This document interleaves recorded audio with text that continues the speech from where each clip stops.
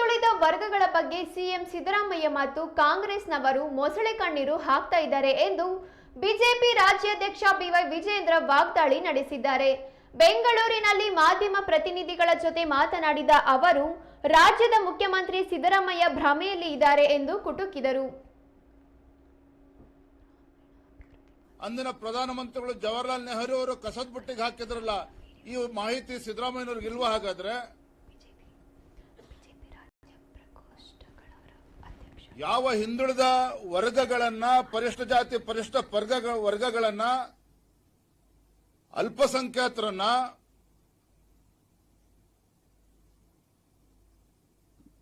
ತಮ್ಮ ಮನೆಯಾಳುಗಳ ರೀತಿಯಲ್ಲಿ ಇವತ್ತು ಕಾಂಗ್ರೆಸ್ ಇವತ್ತು ನೆಹರು ಕುಟುಂಬ ನೋಡ್ಕೊಂಡ್ ಬಂದಿತ್ತು, ಗಾಂಧಿ ಕುಟುಂಬ ನೋಡ್ಕೊಂಡು ಬಂದಿತ್ತು. ಇಂಥ ಕಾಂಗ್ರೆಸ್ ಪಕ್ಷದಿಂದ ಇವತ್ತು ಹಿಂದುಳಿದ ವರ್ಗಕ್ಕೆ ಇವತ್ತು ನ್ಯಾಯ ಸಿಗೋದಕ್ಕೆ ಸಾಧ್ಯ ಆಗ್ತದ? ಇದನ್ನ ಇವತ್ತು ದೇಶದ ಜನ, ಇವತ್ತು ರಾಜ್ಯದ ಜನ ಪ್ರಶ್ನೆ ಮಾಡ್ತಾ ಇದ್ದಾರೆ. ಯಾತಕ್ಕೋಸ್ಕರ ಇವತ್ತು ಹಿಂದುಳಿದ ವರ್ಗಗಳ ಬಗ್ಗೆ ಮಾತನಾಡ್ತಾ ಇದ್ದಾರೆ? ಇವತ್ತು ಎಸಿಸಿಯ ಒಬಿಸಿ ಪ್ಯಾನಲ್ ಯಾಕೆ ಇವತ್ತು ಹಿಂದುಳಿದ ವರ್ಗಗಳ ಬಗ್ಗೆ ಕಾಳಜಿ ತೋರಿಸ್ತಾ ಇದ್ದಾರೆ, ಮೊಸಳೆ ಕಣ್ಣೀರು ಹಾಕ್ತಾ ಇದ್ದಾರೆ ಅಂತ ಹೇಳಿದ್ರೆ, ಬಿಹಾರದ ಚುನಾವಣೆ ಬಂದಿದೆ. ಬಿಹಾರ ರಾಜ್ಯದ ಚುನಾವಣೆ, ವಿಧಾನಸಭಾ ಚುನಾವಣೆ ಸಮೀಪಿಸುತ್ತಿದ್ದಂತೆ ಈಗ ಸಿದ್ದರಾಮಯ್ಯನವರ ಮೂಲಕ ಒಬಿಸಿಗಳ ಅಹಿಂದಗಳ ಚಾಂಪಿಯನ್ ಸಿದ್ದರಾಮಯ್ಯನವರು ಅಂತೇಳಿ ನಾವಿವತ್ತು ಈ ಸಮುದಾಯಗಳಿಗೆ ನ್ಯಾಯ ಕೊಡ್ತೇವೆ ಅಂತೇಳಿ ಮೊಸಳೆ ಕಣ್ಣೀರು ಹಾಕ್ತಾ ಕೆಲಸವನ್ನ ಇವತ್ತು ಕಾಂಗ್ರೆಸ್ ಪಕ್ಷ ಮಾಡಕ್ ಹೊರಟಿದೆ. ಯಾಕೆ ಸಿದ್ದರಾಮಯ್ಯನವರೇ ಸ್ವಾತಂತ್ರ್ಯ ಬಂದಾಗಿನಿಂದ ಇವತ್ತು 75 ವರ್ಷಗಳಲ್ಲಿ 55-60 ವರ್ಷಗಳ ಕಾಲ ಈ ದೇಶದಲ್ಲಿ, ರಾಜ್ಯದಲ್ಲಿ ಆಡಳಿತ ನಡೆಸಿರ್ತಕ್ಕಂಥವ್ರು ನೀವು ಕಾಂಗ್ರೆಸ್ ಪಕ್ಷದವರು. ಒಂದೇ ಕುಟುಂಬದವರು ಇವತ್ತು 50 ವರ್ಷಗಳ ಕಾಲ ಆಡಳಿತ ನಡೆಸಿದ್ದಾರೆ ಕೇಂದ್ರದಲ್ಲಿ.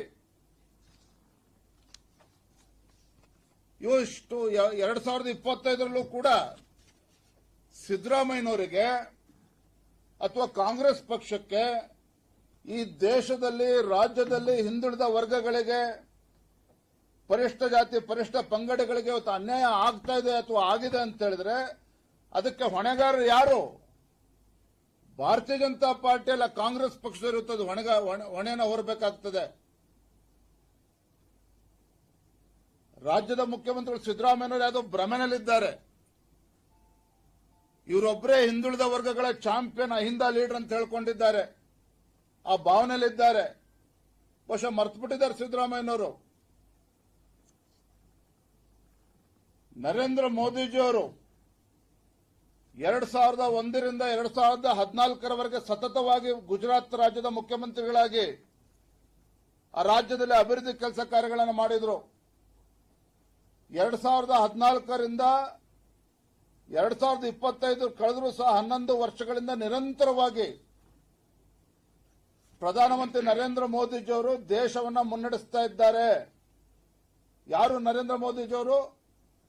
ಅತ್ಯಂತ ಹಿಂದುಳಿದ ವರ್ಗಕ್ಕೆ ಸೇರಿರ್ತಕ್ಕಂಥ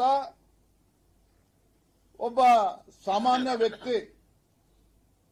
ಯಾವುದೇ ರಾಜವಂಶಸ್ಥರ ಕುಟುಂಬ ಅಲ್ಲ, ಯಾವುದೇ ಒಂದು ರಾಜಕೀಯ ಕುಟುಂಬದ ಹಿನ್ನೆಲೆಯಿಂದ ಬಂದಿರತಕ್ಕಂಥವರಲ್ಲ, ಅಥವಾ ಸಿದ್ದರಾಮಯ್ಯನವರು ನಿಮ್ಮ ತರ ಅದೃಷ್ಟದ ಮುಖ್ಯಮಂತ್ರಿನೂ ಅಲ್ಲ, ಲಾಟರಿ ಟಿಕೆಟ್ ಮುಖ್ಯಮಂತ್ರಿನೂ ಅಲ್ಲ.